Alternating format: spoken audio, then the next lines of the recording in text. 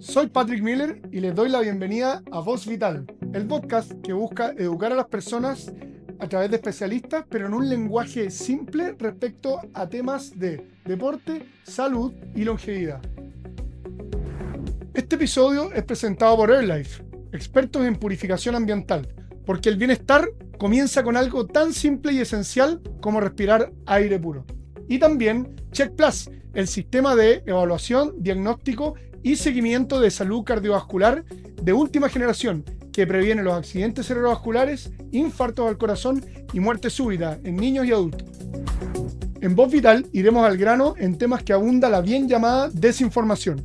Esto termina enredando mucho a la gente y muchas veces empujándolo a tomar malas decisiones para la salud de ellos y la de su familia.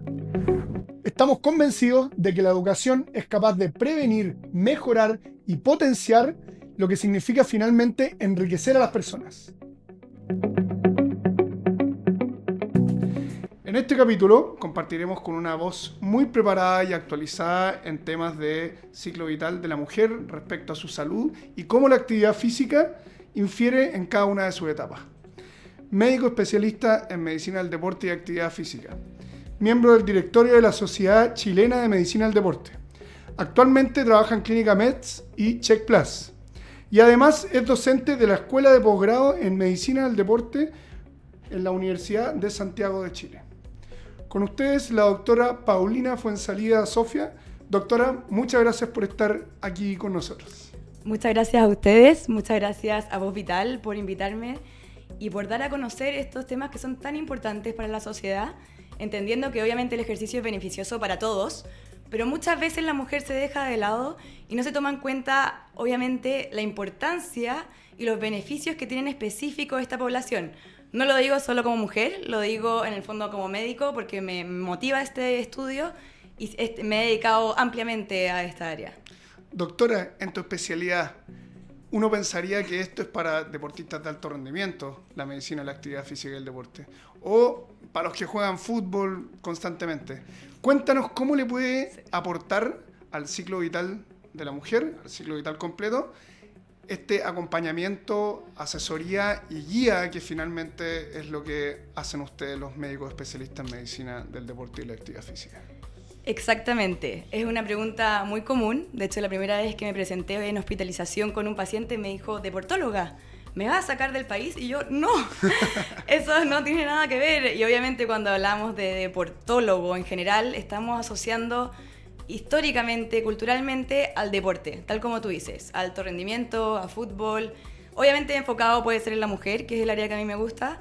Hay que acompañar a las atletas, efectivamente, pero la medicina del deporte y la actividad física tiene un mundo muy diferente que muchas veces se deja de lado, efectivamente porque este nombre es tan largo y lo acortamos a deportología, pero es la actividad física y el ejercicio para la salud, para la calidad de vida de las personas. Y cuando lo llevamos a la mujer en específico, tenemos que el ejercicio le va a servir en todo su ciclo vital, tal como tú dijiste en el comienzo, en la edad fértil, en el perinatal, en el fondo del embarazo, posparto, en el climaterio, todo lo que es perimenopausia, menopausia, posmenopausia y obviamente muchas condiciones de salud, porque, a ver, si nos vamos ya como hablando de población general, que obviamente también aplica a la mujer, tenemos todas las guías de enfermedades comunes como hipertensión, diabetes, dislipidemia, y si tú revisas las guías actualizadas de este año, desde el punto de vista médico, la primera línea de tratamiento es el cambio del estilo de vida. Tenemos que ir un poco atrás y prevenir enfermedades. Prevenir, o si ya están, tratar de mantenerlas, o obviamente si ya está, tratar de mantenerla y que no llegue a un evento secundario como podría ser un evento cardiovascular, un accidente cerebrovascular, infarto. Y en ese sentido, decir que cuando hablamos de estilo de vida incluimos obviamente nutrición, etcétera, pero tenemos el ejercicio así como un pilar fundamental y que debería estar inculcado en nuestras vidas. Esto parte entonces por educar, por la educación, la prevención, la promoción, sí, en todos estos temas.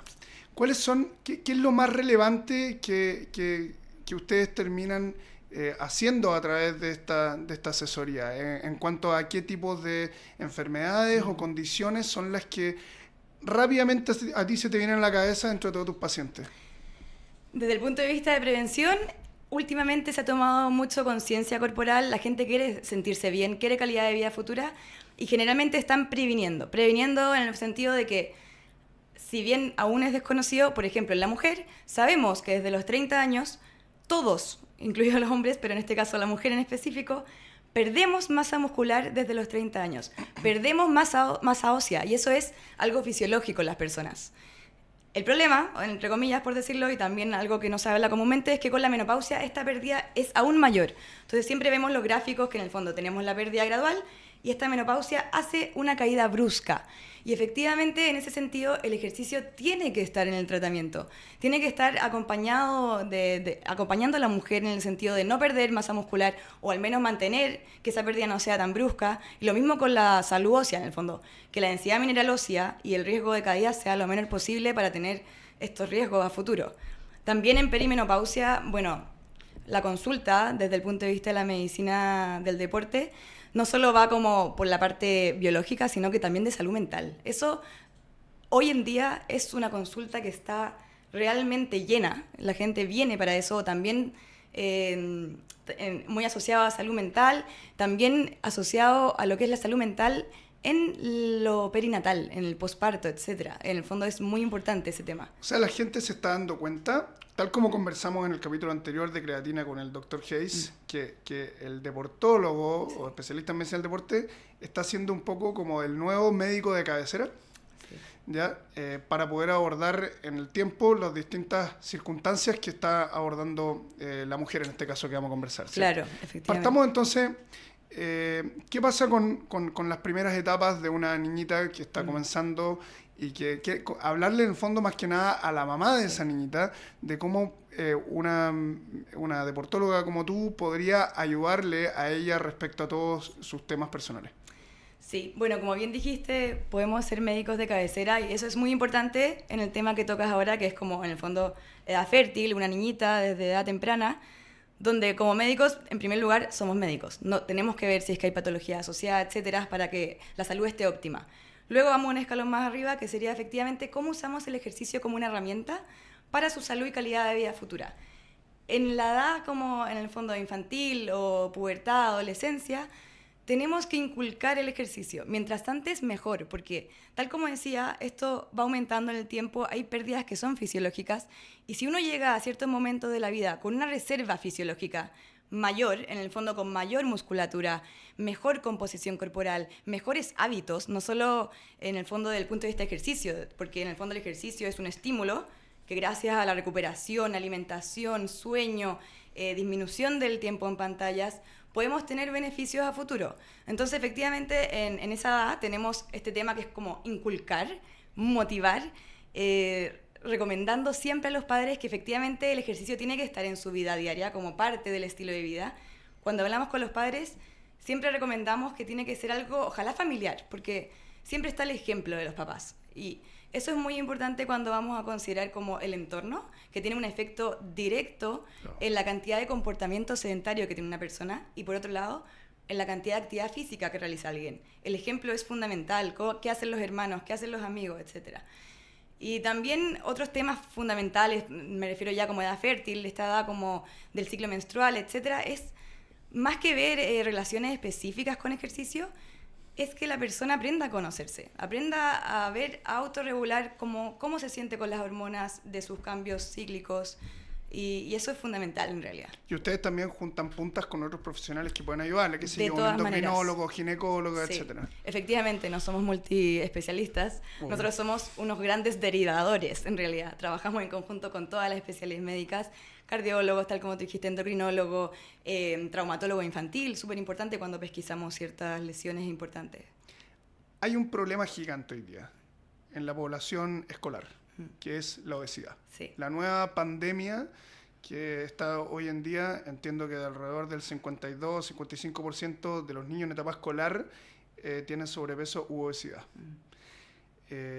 Sí, una cosa es tratar de hacer que ellos hagan más actividad física, pero ¿dónde más puede ayudarle una especialista en medicina del deporte a ellos? Y a la familia en realidad, quizás mucho más introductorio hacia la familia. Eso es muy importante, un poco va de la mano con lo ejercicio, que es algo que tiene que realizar un comportamiento desde la casa. Y efectivamente, tal como tú dices, es una situación bastante triste porque en el fondo los números están muy grandes. Y no solo hablar de obesidad o como tú dices, o adiposidad, que es el concepto que utilizamos harto ahora, porque tenemos que medir la composición corporal, tenemos que ver que efectivamente, más que el IMC con un número sobre 30, tenemos una cantidad de grasa que provoca enfermedades, provoca una inflamación de bajo grado. En los niños al mediano y largo plazo, Efectivamente. van a ser los futuros hipertensos, diabéticos. Efectivamente, en el fondo, el gran problema de tener esta cantidad excesiva de adiposidad, sobre todo en niños que están en desarrollo, es obviamente problemas musculoesqueléticos en el desarrollo, problemas en el crecimiento, y tenemos patologías que al tener esta inflamación de bajo grado y alteraciones metabólicas, obviamente vamos a tener mayor predisposición a enfermedades futuras. Y eso tenemos que atacarlo desde el comienzo, y bueno, lo veremos más adelante, pero ojalá fuera desde el embarazo, en el fondo, desde antes de que la persona nazca, que venga con estos cambios. Sí, es importante sobre todo esa asesoría también a las familias, a los cuidadores, ¿cierto? A los que un poco manipulan, en cierto, qué tanta condición física o qué poca condición física haya, porque no todos los adultos practican actividad física o deporte, no todos los adultos tienen conciencia de los temas nutricionales, entonces no todos pueden ser ejemplos por sí solos, pero quizás, si ya no lo hicieron por ellos como papás, pueden también instruirse y poder empezar a manejarlo para sus hijos para que justamente no caigan en lo mismo que ellos cayeron. Efectivamente, y algo súper importante es que en el tema de la baja de peso, enfocado obviamente en la baja de grasa, y ojalá que no sea como algo que se centre en el niño porque también va a tener consecuencias psicológicas. Claro. No es lo estético, no es lo estético. Sí, no es lo estético, para nada. Eso quiero que quede muy claro. Pero también hay un tema muy importante que tampoco podemos decir que el ejercicio es magia. El ejercicio es el acompañante de la nutrición. La nutrición, cuando queremos bajar de peso, de grasa, quiero decir, sobre todo grasa visceral, que es la grasa mala, por decirlo simple, el 80% de trabajo va a ser de la nutrición. Una nutrición saludable, una nutrición alta en proteínas, con frutas, verduras, ojalá sin comida chatarra. Obviamente no podemos así restringir que el niño nunca más tome bebida porque todo lo extremo no sirve en el tiempo. Pero limitarlo a los cumpleaños. Efectivamente, y que la casa sea saludable, ojalá se tome agua en vez de bebida constante disponible. Y luego, ¿por qué hacemos tanto énfasis en el ejercicio? Porque efectivamente disminuye el comportamiento sedentario, que hoy en día las pantallas son un problema. Pero además el ejercicio, que en los niños, según las recomendaciones internacionales, debería ser 1 hora de actividad física, como la ley lo promulga actualmente en Chile. Y en ese sentido, el ejercicio funciona para que no pierda masa muscular. Y en los niños hay un tema más importante aún, porque no solo va a tener un desarrollo adecuado musculoesquelético, sino que, como dije antes, desde los 30, 35 comenzamos a perder masa ósea, ¿cierto? Y este pic lo creamos durante la infancia. Entonces, los niños necesitan ejercicio de impacto, necesitan correr, necesitan saltar, necesitan, en el fondo, hacer juegos recreativos que permitan este desarrollo de masa ósea completa para que después, ojalá, esta reserva funcional sea lo mayor posible. No basta solo con tomar leche y tratar de obtener calcio de alguna fuente alimenticia, sino que eso va a ser el mejor estímulo. Son acompañantes. Tenemos que tener como el estilo de vida completo. Nunca nada por separado, nunca nada extremo. En el fondo, ese es como el mensaje. Ok. Doctora, pasemos a la etapa embarazo, nacimiento del niño o niñita y la etapa de lactancia para la mujer. Es un excelente tema, es mi tema más favorito, podría decir. En primer lugar, porque es un tema que en general la población ha tendido históricamente a el reposo, como, ay, cuidado, la embarazada lleva una bolsa y es como, ay, yo te la llevo, cuidado. Como fragilizándola. Sí, totalmente. Es un adulto mayor con fractura, básicamente. Es como, y en realidad el embarazo es una etapa fisiológica. La mujer debería poder hacer todo lo que ya hacía. Eso está más que recomendado. Y el ejercicio es un pilar fundamental de esta etapa. Y es un pilar, yo siempre lo digo, no hay ninguna etapa del ser humano, acá en general, donde el beneficio sea para 2 personas. En el fondo, la mamá y la descendencia van a tener beneficios directos. Y además de considerar que el parto también va a tener sus propios beneficios. Súper interesante. Ok, ¿y qué beneficios podría traerle esto a la descendencia, como le dices tú? Mira ya, los beneficios para la descendencia ya están muy demostrados. Disminuye, tal como lo estábamos hablando, el riesgo de obesidad o de macrosomía también en el niño. Y no solo de obesidad, adiposidad al momento de nacer, está demostrado en estudios científicos que estudios hasta 2 años de nacidos, en el fondo obesidad infantil, también disminuye cuando se realizó actividad física durante el embarazo. Además, el hecho de que la mamá cambie este estilo de vida va a propiciar, como dije, este ambiente familiar que probablemente se mantenga en el posparto y se inculque en la vida de este niño que nació. También está demostrado factores de riesgo cardiovasculares para los hijos, incluso malformaciones que podrían estar como asociadas en disminución si es que la mamá hizo ejercicio.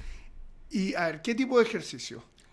Eso es Sí. un gran tema. Es un gran tema porque generalmente se ha hablado de que, de nuevo, se trata a la embarazada como un grupo especial que tiene todo especial y tenemos que darle recomendaciones especiales, pero no. En realidad, cuando uno va a ver las guías y directrices internacionales del American College, europea, ya sea del corazón, ya sea deportiva, todas concuerdan, y obviamente obstétricas también, todo lo que es la Sociedad de Obstetricia y Ginecología recomienda dirigidamente que la embarazada puede, pre y postnatal, seguir haciendo la actividad física que hacía antes. Y tiene que cumplir recomendaciones de la población general. La recomendación general no dice esto es para todos, menos para la embarazada. No, en fondo está incluida. Ya, pero si es runner, si es hockeyista, Ya. si es futbolista también, deportes de contacto, Sí. ¿hasta dónde llegamos con eso? Sí, vamos a ir viendo el detalle porque que es un mundo enorme. En el fondo partamos de la base de que tenemos que seguir las recomendaciones generales porque efectivamente tiene un beneficio. Estas recomendaciones generales,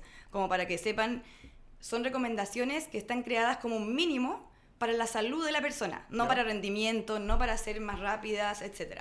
Es para tener menos enfermedades o mantener la calidad de vida en estado de salud. Esos son 150 minutos de actividad aeróbica, obviamente ¿A la semana? a la semana, y 2 días de actividad de fuerza, en el fondo musculatura dirigidamente, a la semana también, 2 días separados. O sea, con sobrecarga, pero la persona que no tiene acceso a sobrecarga, ¿lo puede hacer con peso corporal también? Totalmente, es que ahí vamos como en el fondo al juego de lo individual, porque cuando hablamos de entrenamiento de fuerza, claro, uno de inmediato se imagina lo que es el gimnasio con pesos, Sí. pero uno puede hablar desde peso corporal, desde movimiento con banda elástica, isométrico, excéntrico, en realidad es un mundo. Hasta con un bidón de agua en la casa para con, sentarse. con la leche, o sea, en posparto yo le digo a las mamás, o sea, prepárense para entrenar los brazos, porque van a ser una guagua de 3 kilos, 3 kilos y medio, incluso 4, y tienen que levantarla y aprovechen de usar, en el fondo, como de utilizar Claro. los brazos y ojalá haberlo entrenado antes para no tener fatigas. Es algo súper práctico. Ah, porque también después vienen las tendinitis por Efectivamente, mucho uso el de hombro, un hombro, sí. un brazo. Porque nunca lo habían entrenado O sea, previamente. hay que prepararse Sí. para, en el fondo, tener una Sí. guaguita que vaya a tener que estar sosteniéndola. Tal como tú decías, hay como 2 focos que, si bien existe la recomendación general, ¿Sí? que tenemos que cumplirla, obviamente no de un día para otro, esto es gradual, si es que no lo hacías antes con mayor razón, por eso la idea es como que se recomienden por un especialista, si es que no lo habían hecho nunca el ejercicio, pero también decir que todos tienen que realizar actividad física por el beneficio, pero tenemos que tener ciertos cuidados. No podemos decir que esto no tiene ningún riesgo porque sería un extremo. ¿Cuáles son esos cuidados, doctora? Por ejemplo, tenemos la relaxina, que aumenta. Esto hace que los ligamentos sean más laxos. ¿ya? La relaxina es Una hormona. Eso. Acuérdate que estamos Sí, explicando lo en simple acá y no podemos perdernos. Efectivamente, cuando uno comienza con el embarazo, obviamente cambian todas las hormonas, aumentan en simple. Y tenemos esta relaxina, que siempre la nombramos porque está muy asociada a lo que son lesiones, ¿Ya? que hace que sean más laxos ciertos ligamentos. Y esa también es la causa de por qué a veces hay dolores lumbares, dolores pélvicos, la sínfisis púbica, que comienza a mayor movilidad, que obviamente es para preparar el parto. Todo tiene un sentido Sí. de sobrevivencia, digamos. Pero desde el punto de vista de mi paciente, la mujer que quiere hacer ejercicio, la relaxina yo siempre la veo desde el punto de vista que puede predisponer, por ejemplo, a un esguince de tobillo. ¿Por qué digo este ejemplo? Porque si la mujer hacía ejercicio antes y le gustaba saltar al cajón, en el fondo hacer un salto sobre una caja, y siempre lo ha hecho, efectivamente la teoría dice, tú puedes continuar. Pero acá vamos al ejemplo de cómo debemos adaptar el ejercicio. No tiene sentido que la mujer haga ese ejercicio, sobre todo si cambia su centro de gravedad, obviamente con el embarazo, el centro de masa, tiene un poco más laxo los tobillos, entonces al realizar este salto puede que su estabilidad no esté como siempre, y aumentémosle a eso, por ejemplo, un embarazo más avanzado donde tampoco puede ver de forma adecuada el suelo, porque en el fondo, efectivamente, hay un hijo que en el fondo no deja ver directamente el suelo, es un ejemplo así como... Hacia el piso. Efectivamente. Entonces no tiene sentido decirle, sí, sigue haciéndolo, no pasa nada, cuando podemos adaptar, y tal como sabemos desde el punto de vista muscular, del ejercicio, de aeróbico, hay muchos ejercicios que van a lograr el mismo efecto. Y lo que queremos finalmente es que la mujer se mueva, que haga lo que pueda, que haga algo, va a ser mejor que nada. Entonces, efectivamente tenemos que tener la seguridad por un lado y obviamente tener un foco en las cosas que sí necesitamos, como el piso pélvico y la fuerza de brazos para el posparto, que es fundamental en las mujeres. Perfecto. Otro ejemplo muy clásico también es el apoyo en cuatro extremidades, porque hay muchos ejercicios, por ejemplo, la plancha, que a veces la realizan apoyada en manos. En el tercer trimestre aumenta mucho la retención de líquido, y esto podría provocar, por ejemplo, el síndrome de túnel carpiano, que en el fondo al tener tanto líquido acumulado, que no le ocurra a todas, obviamente, pero por eso hay que ir a preguntarlo caso a caso, y al ejercer esta flexión acá en la muñeca, puede comprimir ciertos nervios y tener sintomatologías molestas, como adormecimiento, que sería este síndrome del túnel carpiano, muy común en embarazo. Otro tema, ¿Sí? Como tú bien dijiste, que en el fondo tenemos ciertas personas que ya hacían fútbol, hockey, que les gusta y les gustaría seguir haciéndolo porque es parte de su vida. Efectivamente, todo lo que es de contacto o con balones se puede hacer hasta la semana 12. Eso es algo que también siempre me preguntan. ¿Puedo seguir yendo a la liga de fútbol? Efectivamente se puede. No hay mayor riesgo de abortos. No, eso está muy demostrado. Y se puede hasta la semana 12 porque hasta ese momento aproximadamente el útero va a estar dentro de la pelvis, que hace de caja fuerte, de caparazón. Entonces se protege. Después de la semana 12 ya en el fondo hay mayor riesgo de golpes o ciertas, en el fondo, cosas que tenemos que evitar. Y por eso se recomienda que no se realicen a futuro. Buenísimos esos datos porque al final es lo que la gente no sabe si hacer, consulta, pierde tiempo o le recomienda a una amiga lo que tiene o no debe hacer. Es mejor tenerlo claro al tiro y después seguir con una actividad física regulada, ¿ya? Nunca dejarla y como dijiste tú, la actividad física de resistencia con pesa o peso corporal y el acompañamiento cardiovascular. ¿Hasta qué semana? Cardiovascular. Cardiovascular y fuerza. Y fuerza, hasta que ella quiera, en el fondo. Pero si es que simple. si es que nunca dejara de querer, ¿hay algún tope? No hay un tope. Hay gente que incluso, o sea, es muy común, yo creo que esto igual lo conocen popularmente, que cuando ya quieren, en el fondo, que nazca, empiezan a caminar, empiezan a subir escaleras, cosas que nunca habían hecho, incluso algunas, y no hay ningún riesgo. El tema es cuándo detenerse, efectivamente, no es como en el tiempo de semanas. El cuándo detenerse está dado por síntomas que son bastante obvios, por decirlo. En el fondo, obviamente, si hay un sangrado, no debe seguir haciendo la actividad que está haciendo. Si es que hay una pérdida de líquido, tampoco debe, porque en el fondo estamos pensando como en un parto ya como eminente. Sí. Si es que hay dolores tipo contracción, también deben detenerse. Generalmente cuando se detienen esto pasa y no habría ningún problema. Y todos los síntomas como ya desde el corazón o pulmón, como falta de aire, pero excesiva. Obviamente uno cuando hace ejercicio siente algo de falta de aire, pero cuando es excesivo eso ya no es tan bueno. Y debería como detenerse, respirar de forma tranquila. También un dolor en el pecho sería algo importante, palpitaciones muy exageradas, como todos los síntomas desde el área cardiológica o de falta de aire son importantes que se detengan, consulten ya sea urgencia o con su médico tratante y que cuando retornen generalmente se les recomienda que sea como ojalá supervisado para asegurarnos que esos síntomas no son nada grave o que haya que consultar nuevamente. Ok. Doctora, antes de ir a nuestros auspiciadores, te quiero dejar el tema planteado antes. Hay un temazo en todo esto, lo que es perinatal, que es la depresión posparto o periparto, ¿cierto? Donde no solo hay un tema de la mujer, sino que en el abordaje biopsicosocial que tú nos dices que ustedes intentan tomar, tiene que ver también con qué pasa con la pareja. Hay mucha queja ahí de quién es el que tiene que apoyar, cómo tiene que apoyar. El hombre en general se conecta más que nada una vez que ya nace la bobita y ustedes ya llevan 9 meses hacia atrás con este tipo de lazo, ¿cierto? Así que para que preparemos esa área, ¿ya?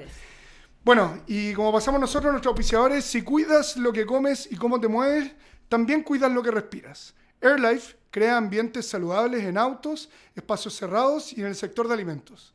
Conoce más en airlife.com y respira el aire que te mereces. Y también, porque detectar a tiempo puede salvar vidas, con Check Plus, en menos de 12 minutos y sin moverte de tu club deportivo, un equipo de médicos especialistas con tecnología de punta evalúan el riesgo que tienen tus deportistas de tener un infarto al corazón o un accidente cerebrovascular. Y en el caso de los niños, desde los 6 años en adelante hasta los 17, realizan en menos de 4 minutos una evaluación cardiovascular preparticipativa recomendada por las Sociedades Chilenas de Pediatría, Cardiología y Medicina del Deporte, con el objetivo de detectar hasta el 98% de las enfermedades cardiovasculares que podrían conducir a una muerte súbita. Doctora, volvamos al tema. Depresión perinatal. Perfecto. ¿Cierto? Es un gran tema. Efectivamente, ya como habíamos dicho, un poco para enfocarnos en dónde estamos, encasillarnos, el ejercicio tiene un beneficio perinatal, tanto para el hijo, que ya lo hemos abordado, tanto en el parto mismo, y por otro lado tenemos a la mamá. Y a la mamá tenemos beneficios físicos y mentales. Y el mental es un área que me fascina. Me fascina porque ocurre, efectivamente, es uno de los temas que también se hablan poco en todos los temas de la mujer, y ocurre constantemente. Efectivamente, el ejercicio sí va a tener un impacto. Eso lo digo, tiene demostración no solo como en la mujer perinatal, sino como en la población general. Entonces voy a ir un poco más atrás, si te parece, como a explicar por qué el ejercicio, como que casi estoy diciendo que es magia, pero no es magia. Quiero explicar los mecanismos por los cuales a todas las personas le va a producir un efecto beneficioso. Cuando haces ejercicio, tienes en el fondo como dos grandes áreas, el efecto biológico y el ejercicio también psicológico, mental, desde el punto de vista que te desconcentra, encuentras redes de apoyo, encuentras personas que están realizando lo mismo y están pasando por lo mismo, que te pueden dar su experiencia, conoces otras experiencias, otro ambiente, y eso de verdad tiene un efecto importante. Si bien uno siempre habla de lo biológico, lo médico, obviamente es súper importante esto que estoy diciendo. Por otro lado, está lo biológico, donde tenemos el efecto agudo del ejercicio, que cuando empezamos a hacer ejercicio, uno siente, todos sentimos que el corazón se empieza a acelerar un poquito, y eso es porque empieza a bombear más sangre y el flujo sanguíneo comienza a andar más rápido. ¿Por qué es importante eso? Porque de esa forma llega más sangre al cerebro. Entonces tenemos un flujo aumentado a nivel, obviamente, de todo el organismo, pero el cerebro como órgano vital también va a priorizar siempre este flujo. Y tenemos mayor flujo de sangre. ¿Por qué es importante eso? Porque con la contracción muscular, el ejercicio, liberamos sustancias. Y sustancias, no solo como siempre se ha dicho, endorfinas, que suena en el fondo como muy bien. Libera endorfinas, dopamina. Sí, efectivamente. Pero no es solo eso. Son sustancias, factores de crecimiento, como el factor de crecimiento neurotrófico cerebral, que van a ir a las neuronas, al cerebro, a crear sinaptogénesis, a crear neurogénesis. En el fondo estas palabras son complicadas, pero en simple, más conexión, mayor cantidad de neuronas. Eso está demostrado. Entonces, efectivamente esto es a largo plazo y gracias al flujo aumentado esto puede tener un mayor efecto. Entonces ya, diciendo que existe este beneficio desde el punto de vista de salud mental, si lo llevamos a la salud de la persona, la mujer que está en el periodo perinatal, efectivamente es fundamental. ¿Por qué? Porque tal como tú dices, si bien no lo queremos de esta forma o no se dice, la mujer muchas veces está muy sola. Está muy sola porque también temas culturales, si bien el papá no es que sea mala persona, quiere acompañarla, pero no sabe cómo, en el fondo está en su... Muchas veces muy torpe y quiere aportar de alguna manera. Pero no sabe cómo y no los culpamos. La idea es en el fondo que traten de entender, obviamente es muy fácil decirlo de esta forma, pero si ya es algo muy avanzado, siempre hay terapias para que se puedan involucrar en conjunto. ¿Terapia pareja? Sería ideal si es que esto ya lleva como a un problema, obviamente.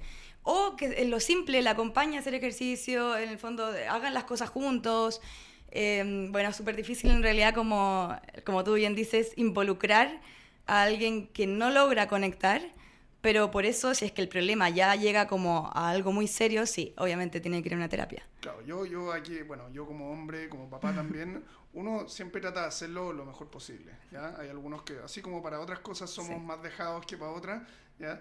La idea un poco es crear este espacio para que las mujeres puedan escuchar esto, sentirse entendidas y que tú les puedas dar ese consejo médico y que no se sientan que es la única que les pasa y Eso que es hay fundamental. soluciones. Y por otro lado, los hombres, justamente, que entiendan que esto no es solo porque las mujeres en esa etapa son más complicadas o menos Efectivamente. complicadas, sino que tiene que ver con que también muchas veces se pueden sentir solas en eso y con un poquito de acompañamiento y un poquito de guía podrían mejorarlo. Y no es solo algo social demográfico, por decirlo, el efecto de la distimia o la depresión postparto o incluso sin el diagnóstico, síntomas depresivos, estrés, puede haber ansiedad, como sin hacer un diagnóstico así propiamente tal, pero existen estos síntomas aumentados. Tal como tú dices, no es solo como el sentirse así, es algo biológico nuevamente. El cerebro de la mujer, así como tenemos múltiples cambios durante el embarazo, desde el punto de vista fisiológico, el cerebro de la mujer también cambia. Cambia para bien, en el sentido de que está enfocado en el cuidado de otra persona. Para eso crecen ciertas áreas del cerebro, pero también disminuyen otras áreas. Y esas áreas que disminuyen van a producir estos cambios y estos cambios en el ánimo. Y por eso ocurre. En el fondo no es algo como de, solo se siente sola o no está acompañada o hoy las hormonas se dispararon. No, es algo en el fondo biológico. ¿Y cuál es tu consejo para el marido o la pareja de esa persona? Bueno, en realidad es difícil dar un consejo desde el punto de vista de la mujer, pero... Derivamos a psicología. Claro, uno, que sepan que no son los únicos, así como la mujer tampoco es la única que está sola. Todas las parejas pasan por esto, probablemente. Existen especialistas en el área que siempre los van a estar dispuestos a ayudar. Y tratar de entender, tratar de informarse, porque finalmente todo lo que estamos hablando, todos los problemas que traen, es por no conocer o no estar educado en el área, porque se habla poco. Entonces, mientras más se hable, menos tabú sea este tema, en el fondo que la mujer pueda expresarse con su marido y que su marido o pareja la escuche, también va a estar creando instancias de mayor conocimiento, mayor educación en el área, etc. Buenísimo. Doctora, tuvimos a nuestros hijos, los educamos y la mujer empieza a vivir muchas veces otro ciclo, algunas más temprano que otras, pero dicen que alrededor de los 50 años Efectivamente. Justamente llega la menopausia. Sí. ¿Cómo empieza esto? ¿Qué empieza a sentir? ¿Qué significa? ¿Y qué herramientas podríamos darle a las mujeres que están pasando por esta etapa? Y que, ojo, todas van a vivirla. Efectivamente. Ese también es otra de las grandes etapas que me encantan.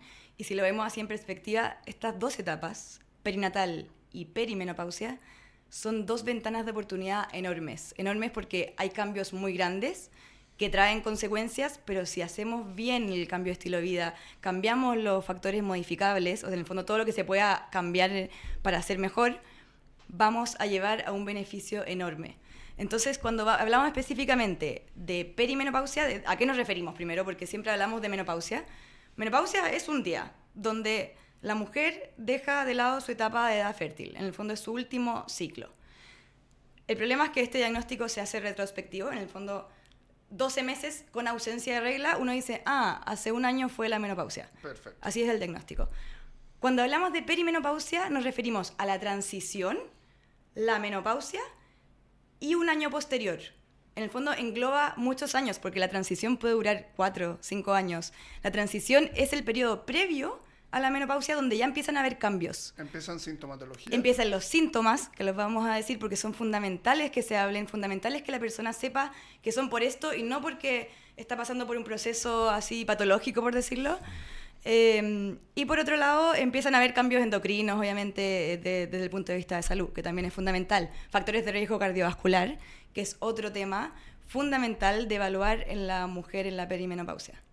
Esto es súper importante porque lo que uno escucha en cualquier parte, en cualquier junta social, uno escucha lo típico del bochorno, por ejemplo, que viene, etcétera, pero hay muchas cosas quizás más importantes que un bochorno. El bochorno debe ser tremendamente desagradable, ¿cierto? Sí. Pero un problema cardiovascular por baja de estrógeno, ¿sí? Sí, efectivamente. Puede terminar con un final muy poco feliz. Sí. ¿Nos puedes comentar un poco del tema cardiovascular que tiene que ver con corazón y arterias del cuerpo? Efectivamente, mira, el factor de riesgo cardiovascular en la mujer en la perimenopausia aumenta brutalmente. ¿Y por qué es tan importante? Porque efectivamente hay un problema que tenemos que saberlo y tenemos que decirlo y aumentar este conocimiento, que los estudios clínicos suelen no estudiar tanto la población de la mujer.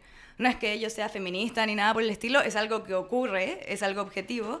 Y por lo mismo, factores de riesgo propios de la mujer hasta hace muy poco no habían sido estudiados.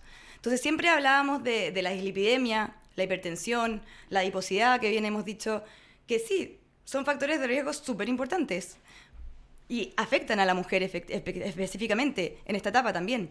Pero también tenemos factores de riesgo no tradicionales, que ahora llamamos, que ya se están estudiando. ¿Por qué? Porque el evento cardiovascular, tal como tú dices, en la mujer, en la perimenopausia, es la primera causa de muerte. Más que el cáncer. Más que el cáncer. Ese es un datazo, porque estamos muy preocupados del cáncer, que está súper bien. Sí, está súper bien. Muy buen marketing. Check Plus, ¿no? Sí. Pero es un datazo porque nos preocupamos mucho del cáncer. Y que está bien, está bien. Está muy bien. Sí. Pero estamos dejando de lado algo súper importante. Generalmente decimos, hombre, infarto. Mujer, ansiedad. Y eso no puede seguir pasando. Las mujeres están subtratadas, subdiagnosticadas, y por esto mismo de que los factores de riesgo siempre han sido como los clásicos, tenemos un subdiagnóstico y una subestimación del riesgo finalmente. En medicina existen escalas de riesgo para decir, esta persona tiene un riesgo elevado cardiovascular, hay que hacer ciertas medidas. En el fondo no es para ir asustando así como por el mundo en la consulta a la gente, es para tomar conciencia y para poder modificar ciertas cosas y evitar un evento a futuro. Esa es la idea de ver los factores de riesgo cardiovascular. Entonces, en la mujer. Cuando aparecen estos síntomas, entiendo que son, el bochorno, las palpitaciones excesivas. Alteración del sueño, alteración en la cognición. A veces la gente dice, hoy se me olvidan las cosas. Está asociada con la baja de estrógeno. También está lo que bien dices de todo el área cardiológica. Y también están los síntomas urogenitales, que muchas veces se dejan de lado. ¿Cómo cuál? Como disfunción en las relaciones sexuales y como incontinencia urinaria, incontinencia fecal. Hay personas que tienen que usar una especie como de pañales para ir a reuniones de trabajo. Eso no puede ser. Eso tiene que tomarse conciencia de que efectivamente no pueden considerarlo normal y tienen que consultar al ginecólogo. Hay también lo que leía del tema de la sequedad de las mucosas que afecta la vida sexual de las personas en esa etapa. Y lo peor de todo es que eso tiene un tratamiento. Con su ginecólogo existe tratamiento para estos síntomas, pero al no conocer o creer que es la única persona que está llevando a cabo esos síntomas, muchas personas no consultan. Entonces el llamado es a consultar y que efectivamente realicen un tratamiento. Sabemos que el ejercicio va a aportar y está demostrado que desde el punto de vista de la medicina del deporte, el tener un estilo de vida saludable en todas sus esferas va a tener un beneficio, un impacto positivo, pero tenemos que recordar ir con tu ginecólogo y consultar sobre estos síntomas.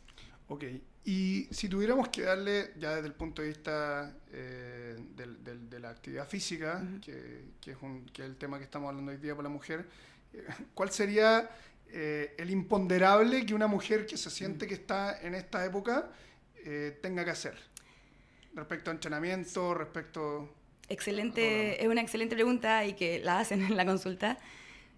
Es la masa muscular. Efectivamente, la recomendación, como bien dije en perinatal, va a ser que realicen aeróbico y también fuerza. Siempre esa combinación va a ser la ideal para la salud.